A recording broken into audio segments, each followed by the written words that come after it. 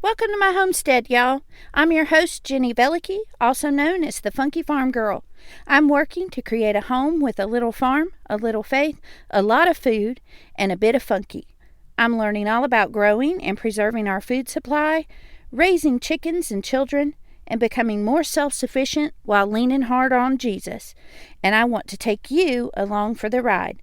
So grab yourself a cup of something wonderful and let's visit a while.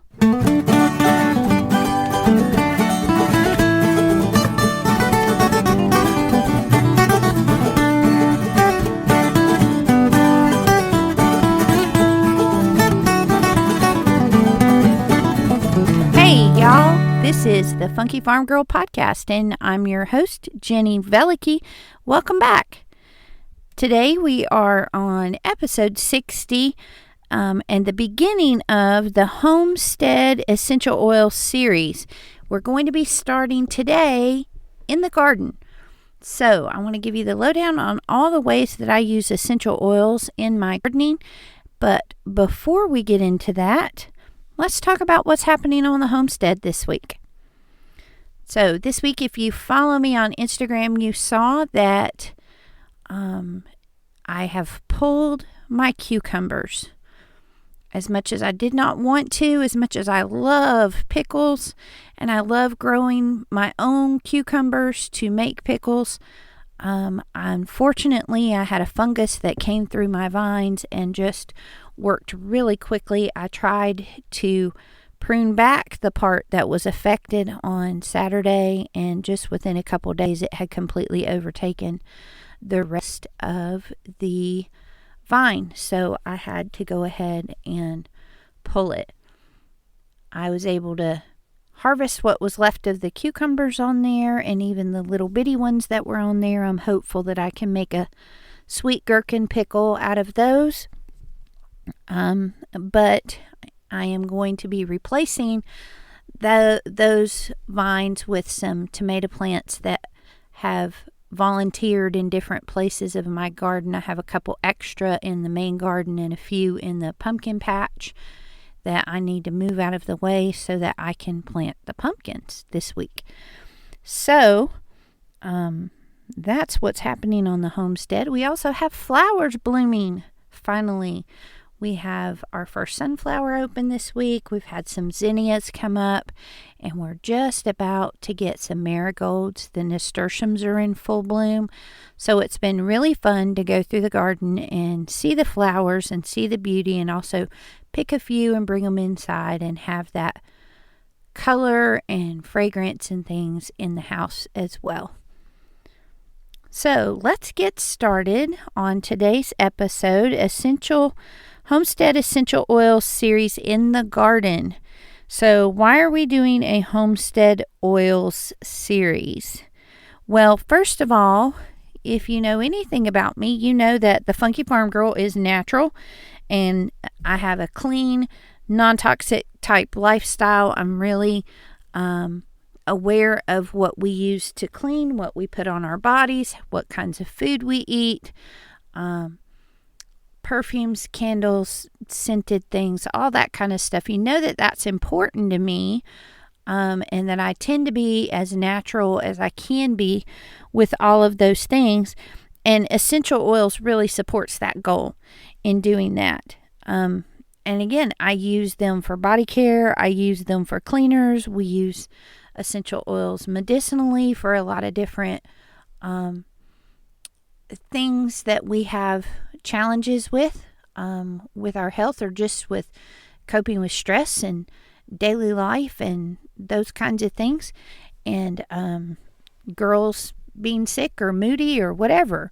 But I feel like there's a lot of information out there for that kind of thing, so I don't feel it necessary to go over all of that with you again and just add my voice to the sea of voices out there talking about how to use essential oils in those ways.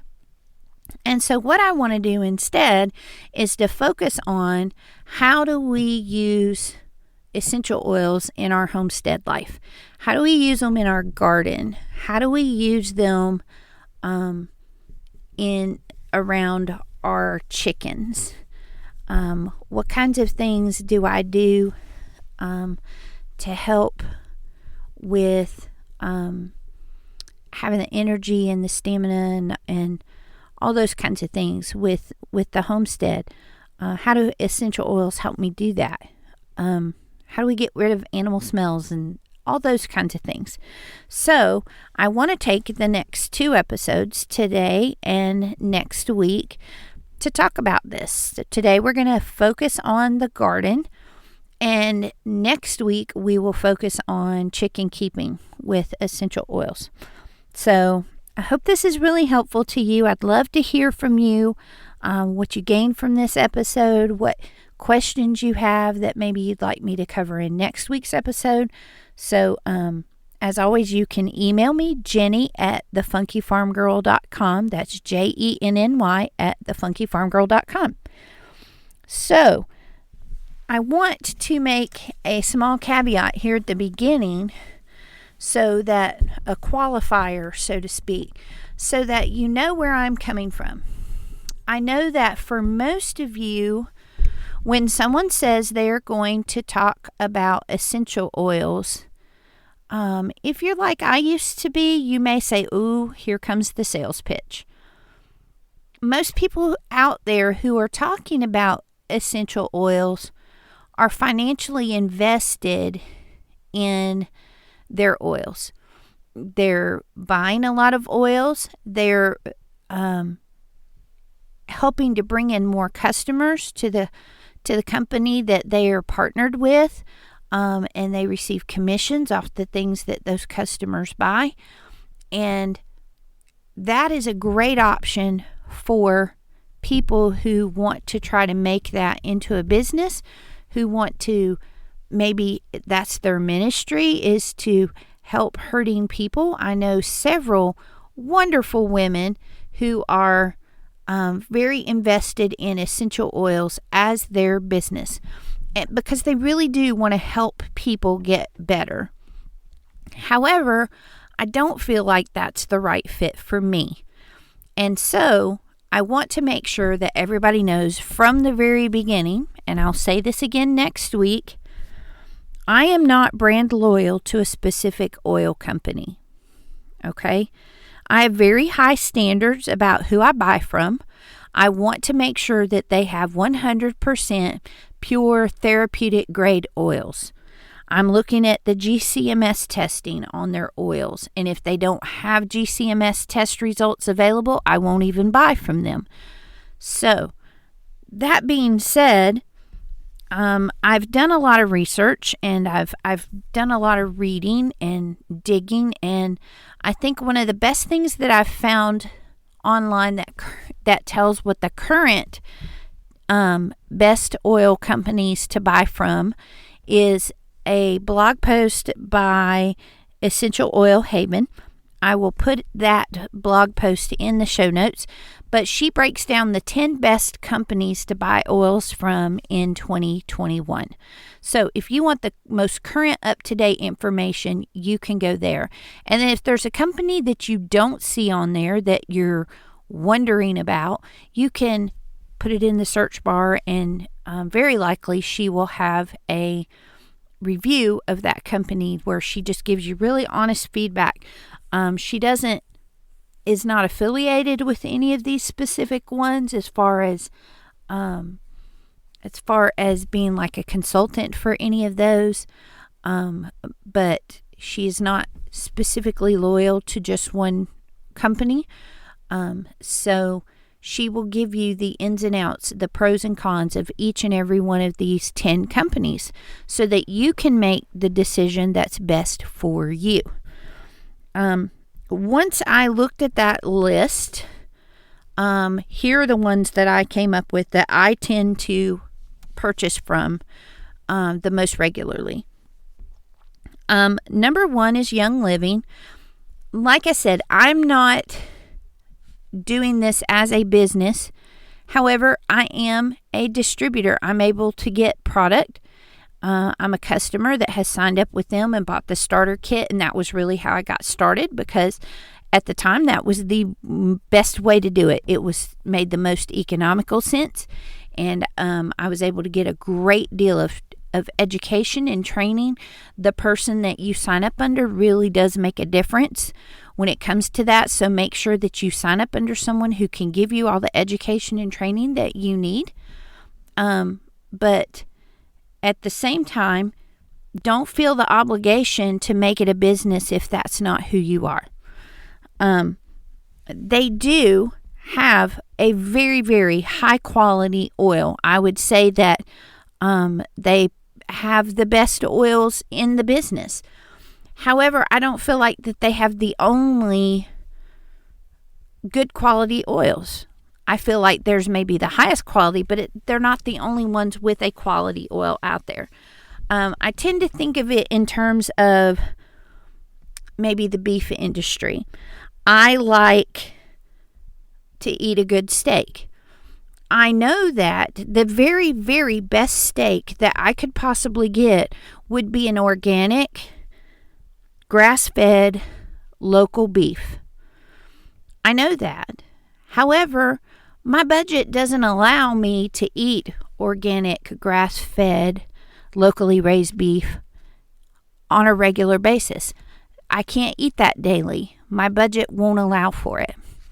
And so in the same way, I know that the products from Young Living are really, really great products, but they're also not the only ones out there that have a good quality.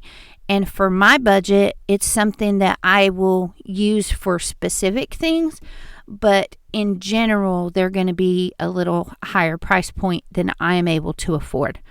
And y'all know how I am. I say start where you are, use what you have, do what you can. And what I can do is a whole lot more if I stretch that budget and go with some of these other companies that have a little lower price point, but still have a good quality oil.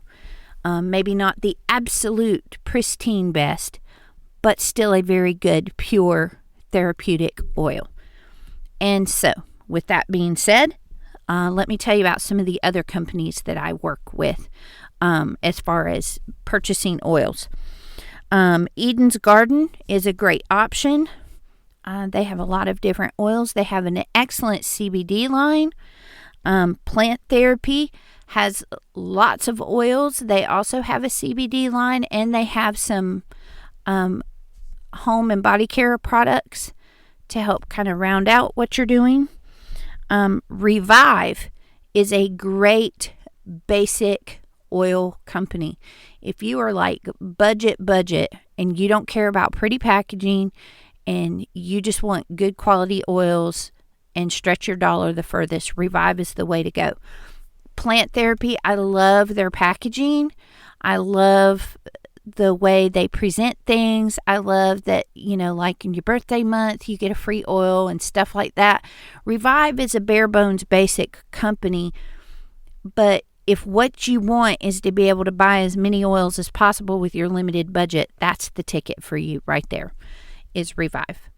Another company that is not on her top 10 list, but only because of the way they operate, not necessarily because it's an essential oils company. She says that it's like comparing apples to oranges, is a subscription box called Simply Earth. And Simply Earth is another great company. She does have a review of them on her website. So if you go to Essential Oil Haven and Google search for Simply Earth on there, you'll find her review of it. And they are a subscription box company where they're going to send you 4 oils and then the things that you need to create recipes with those 4 oils. And it could be anything from lip balm to a floating candle to bug spray to a roller blend, a diffuser blend for your diffuser, all kinds of different things like that, to really not only give you good quality oils at a great price, but to also show you how to use them in a fun way. And they have a great little community on Facebook too. So they have online courses and stuff like that. So that's another one that I'm enjoying right now as well. There were some others on her list that I don't have personal experience with, but I really feel like are worth mentioning. People like doTERRA and Rocky Mountain Herbs. These are really great companies. They're very high quality oils. They just, personally, I don't have any experience with them, so I can't vouch for them myself. But I know they are highly recommended by a lot of other people, including this article. So again, I'll put the link to the article in the show notes. And with all of that introduction and our little disclaimer there at the beginning, let's talk about some essential oils on the homestead, shall we? This week we are in the garden, and I want to start out with what I call my garden spray.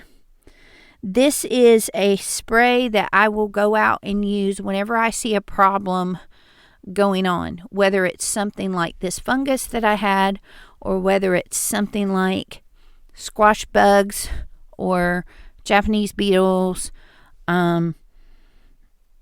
anything like that. Even if you just have like a bunch of gnats out there, go out there and spray this. Honestly, if you take out the peppermint, just it's great just as is, to help make your plants just healthier. It's a great little boost to your plants once a week. But basically what you're going to do is you're going to use the Thieves Cleaner from Young Living. I love this stuff. I use it for a lot of different things. It's on my very short list of things that I will continue to buy from Young Living. I will put the money into it because it is very much worth the money. The little Thieves Cleaner bottle is about 32 ounces, and you only need like a capful at a time for whatever it is you're doing.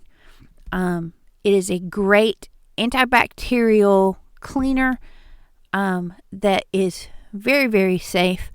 Even if you drink it, it will just say to ingest a lot of water to flush it out. So it is very, very safe. Safe to use around kids, safe to use around pets, and safe to use on your plants. So what we're going to do in this instance is we're going to take a 16-ounce spray bottle. We're going to put a capful of the Thieves Cleaner in it and 3 drops of peppermint oil. And then we're going to fill it with water and shake it real good. Then you're going to go out and you're going to spray this really well all over whatever the affected area is. Wherever you have pests, wherever you have a fungus or like powdery mildew and that kind of thing. You can put this on there and let it stay. And then you reapply every 5 to 7 days as needed. Unless you have a heavy rain, then you want to go back out there and reapply it right away. And I have had a lot of success with using that, and my plants are still organic because I'm not using crazy pesticides and chemicals on them. Okay, the second thing that I use as far as gardening goes, and this one is kind of technically a gardening thing. I have a succulent that grows along the front side of my flower bed, but I also, my daughter Gracie, has a room full of succulents in her bedroom. And so this is a spray that I make up for her quite frequently, and she uses it on her plants, and I can also, if needed, use it on the succulent outside. But really, this is for your indoor succulent and probably for any indoor plant that where you would get those little gnats and things that come around them and are kind of annoying to deal with. So you're going to have, again, a 16-ounce bottle of water, and you're going to put 5 drops of lavender and 5 drops of lemongrass, and then fill it up with the water. Shake it real good. Mist your plant really thoroughly with that once a week. Gracie has enough plants in her room that she goes through that entire bottle, misting all her plants really well. And that just really will keep them healthy and vital, and will just keep those little gnats and things like that away. So then the next thing that I want to tell you about is my garden basket. I have a basket that I keep all of my little tools and things in that I use on a regular basis. Now, it doesn't have everything in it, but I keep my hori knife in there. I keep my handheld Dutch hoe that I talked about last time. I also keep in there some twist tie. I have a big roll of the twist tie that I can pull off how much I need and snap it so that I have whatever amount I need. I have a pair of spring-loaded scissors that are more like little baby hedge clipper type things that you can just squeeze with your hand and cut, that I use to trim different things. I have my little thumb knife in there that I use to dehead the chamomile and things like that. And I have a couple roller bottles. And in these roller bottles, I have 3 specific things that really, really help me in my garden. The first one is a bug off blend. This bug off has 3 drops each of citronella, lemongrass, and peppermint oils. And then you top it off with fractionated coconut oil, and you're going to do that in a 10 ml roller bottle, so the larger size roller bottle. I use that on my pulse points, on my hands. I can also put it like right at my hairline, and it keeps the bugs off of me while I'm out in the garden. So I'll put it like right around my ankles and on my wrists, and on right at the top of my hairline. I have to be very careful not to like rub sweat down into my eye. That could be a bad situation. But for the most part, it works really well to, one, keep the gnats out of my face and keep the other bugs away from me while I'm working out in the garden. So first rollerball blend that I have in my garden basket is the bug off. The second one is a peppermint rollerball bottle. And basically this is just, about 5 drops of peppermint in a 10 ml roller bottle, capped off with a carrier oil of your choice. I tend to use fractionated coconut oil or almond oil most of the time. This roller ball will help you stay cool when it's super hot outside. It is very, very cooling on your neck, because when your vasodilators begin to open up and you begin to sweat and cool off, the peppermint is activated by those, and then it begins to cool you down.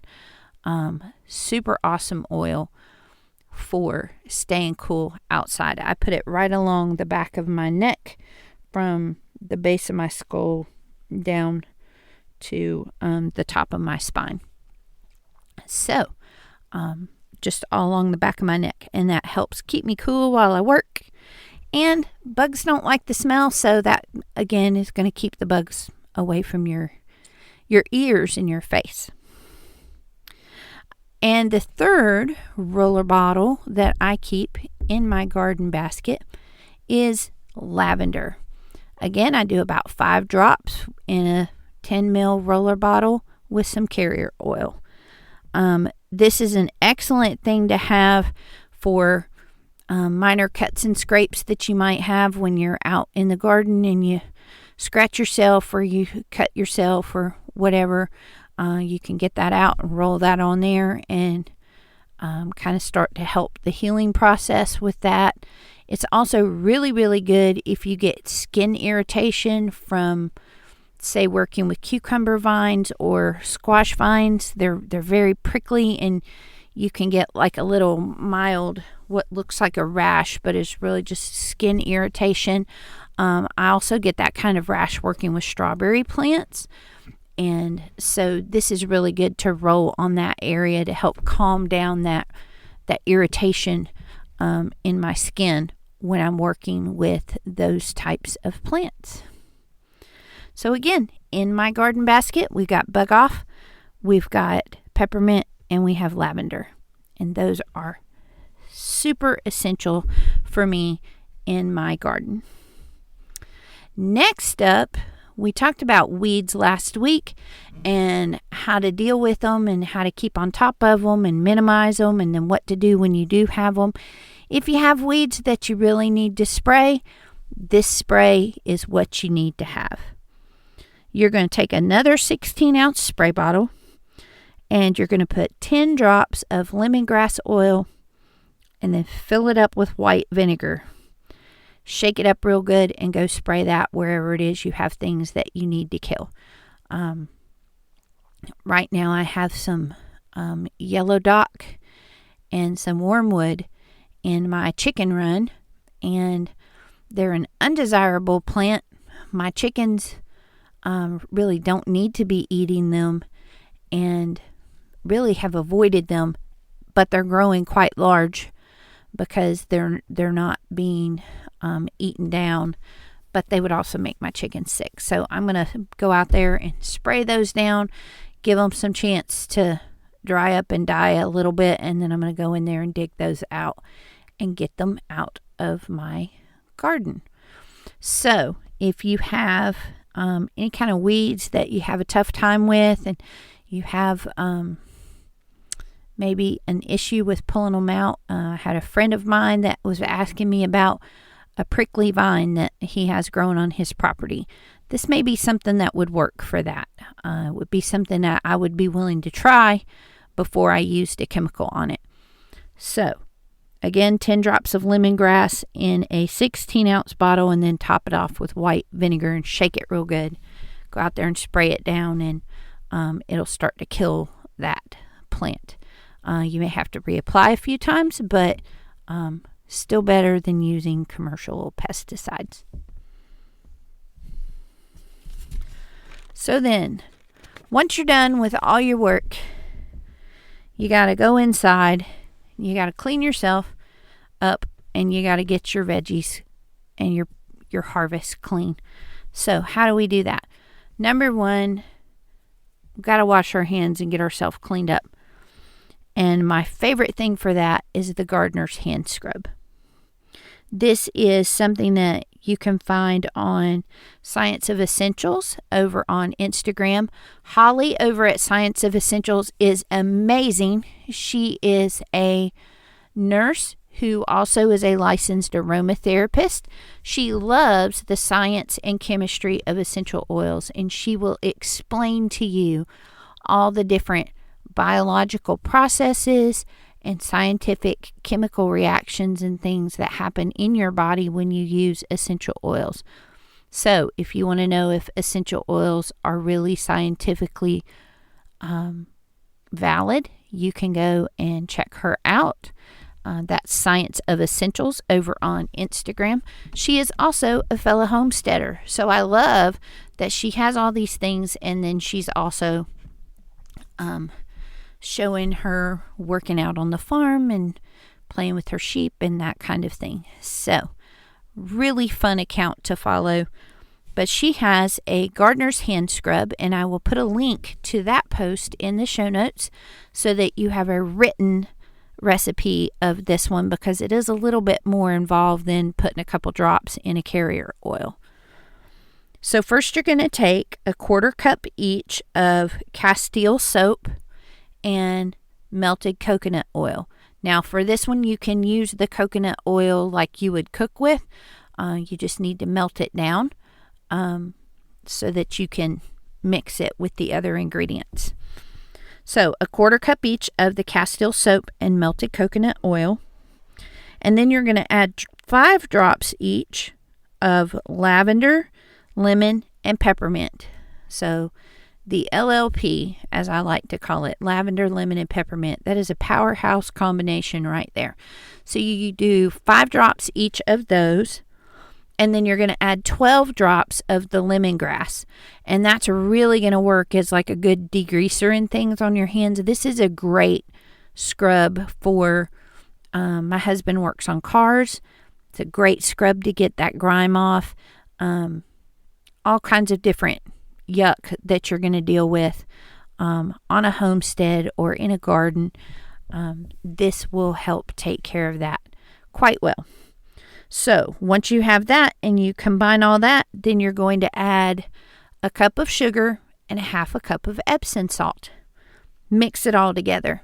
I have this in a little glass jar with the hinge top lid in my bathroom between mine and my husband's sinks because we both need this quite often.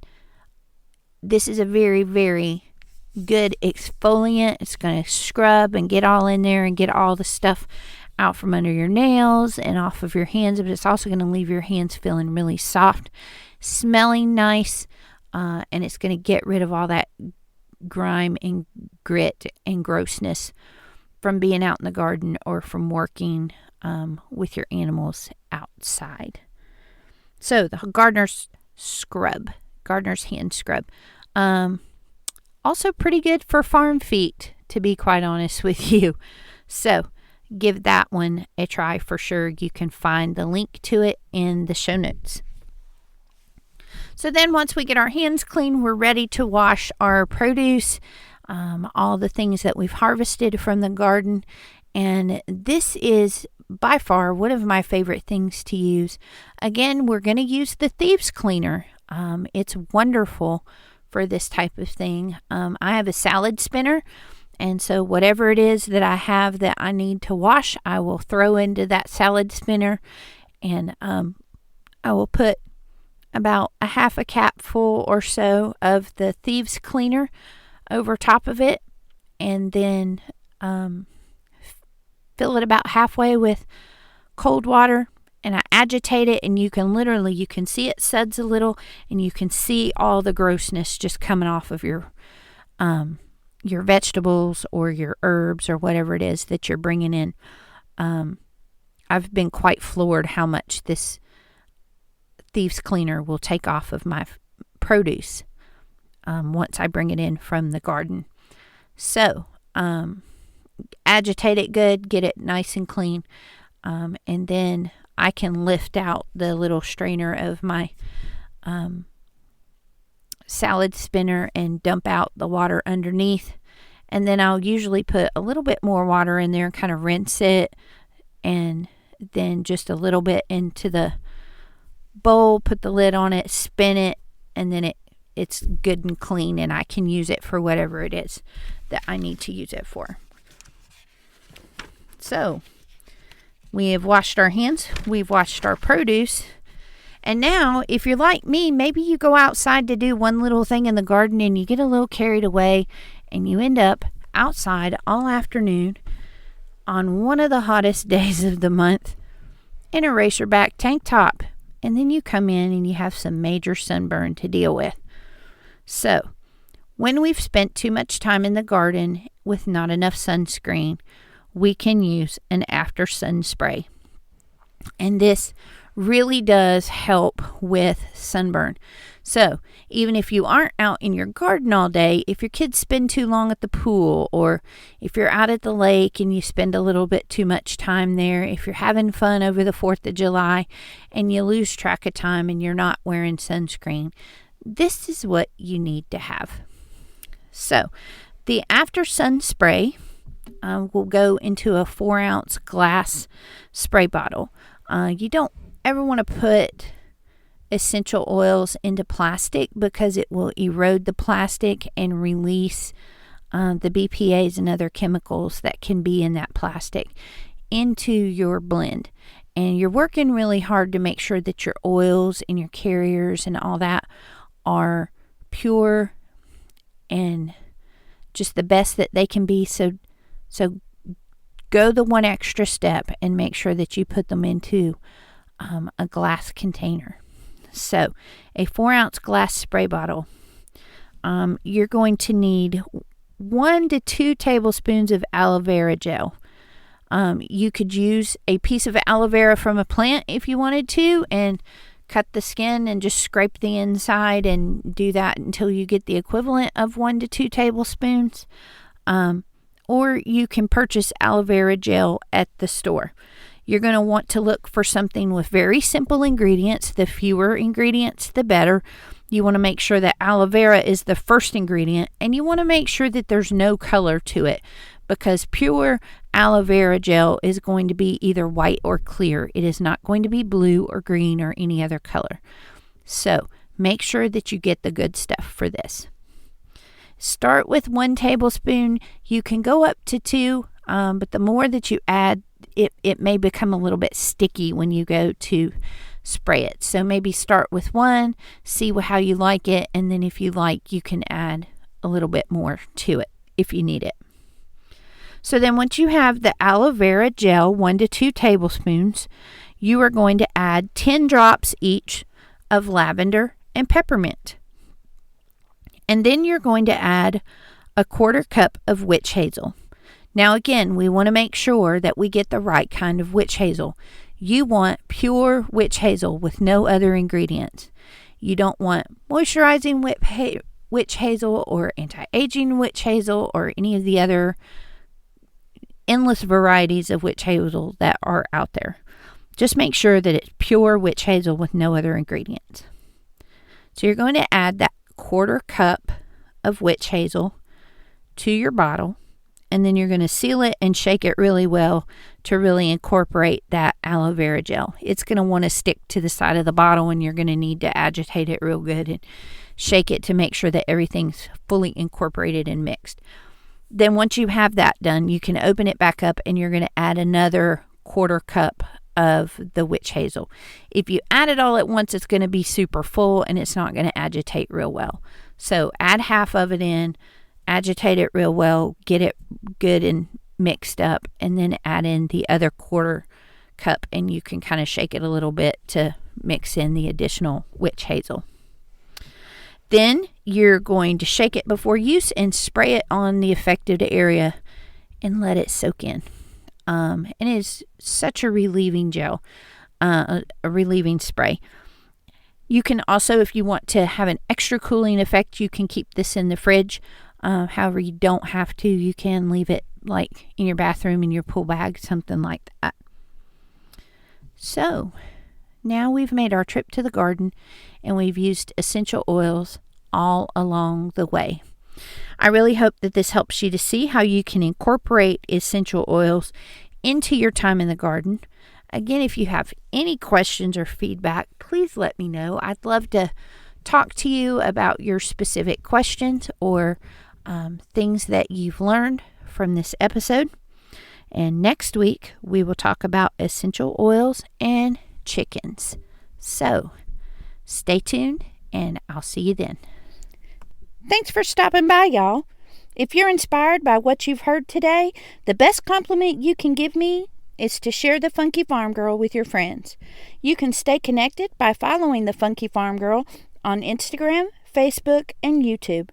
Until we meet again next week, remember to bloom where you're planted.